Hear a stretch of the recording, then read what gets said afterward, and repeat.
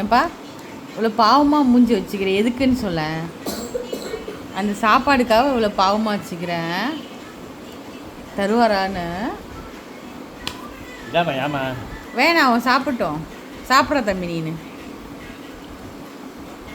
பாருங்க, மூஞ்ச மட்டும் பாருங்க. இவ்வளோ ஒரு பாவமாக வச்சுக்கிறாங்க. தருவானா வெயிட் பண்ணுறான். இவ கூட தெரியல, ஆனால் அவனை மட்டும் பாருங்க பக்கத்துலேயே வரான்.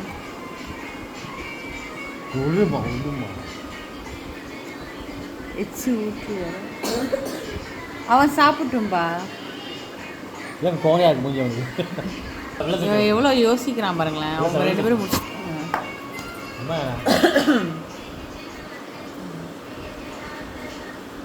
யோசிச்சு தான் சாப்பிட்றான். வந்து அவள் கண்டுக்க மாட்டாள். ஆனால் இவன் மட்டும் தான் அந்த சாப்பாடு முடிக்கிற வரைக்கும் கேட்பான் சாப்பிட்றானா இல்லையா.